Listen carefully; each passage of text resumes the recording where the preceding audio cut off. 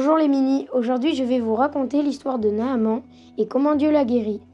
Naaman est un chef de l'armée du roi de Syrie, un pays à côté de celui d'Israël. Cet homme a une maladie de la peau appelée la lèpre. Ça fait mal, c'est désagréable et il n'a pas de médicaments pour le guérir. Comme il est riche, il a des servantes et des servants qui aident dans la maison. L'une d'elles est une petite fille venue d'Israël et qui croit en Dieu. Cette jeune fille a une solution et elle en parle à la femme de Naaman. Si seulement Naaman pouvait aller voir le prophète Élisée, il serait guéri de sa lèpre. Apprenant cette belle nouvelle, Naaman déborde de joie. Puis, il s'empresse de partir pour rencontrer l'homme de Dieu. Naaman arrive à la maison d'Élisée avec ses chevaux et son char.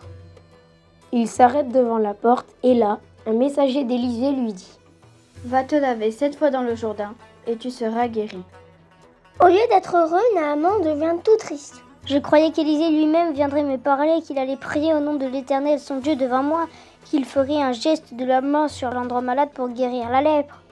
Dans le Jourdain, chez nous aussi on a des fleuves, j'aurais pu me baigner là-bas et devenir pur. Rempli de colère, il va pour partir, mais ses serviteurs s'approchent et l'encouragent. Maître, si Élisée t'avait demandé quelque chose de difficile, tu l'aurais fait, n'est-ce pas?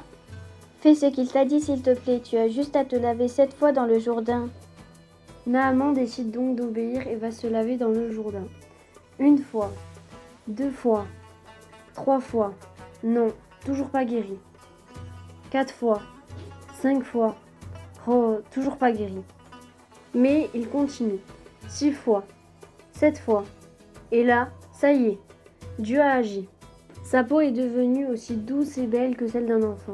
Il est guéri. Naaman retourne joyeusement voir Élisée. Élisée, je remercie Dieu de m'avoir guéri. Je reconnais qu'il n'y a pas d'autre Dieu sur toute la terre que lui. Quelle belle histoire, quel Dieu puissant nous avons. Mon cher Mini, dans la Bible, Dieu dit qu'il veut guérir nos maladies car il nous veut en bonne santé. Dans cette histoire, Naaman a persévéré. Quand tu pries, persévère.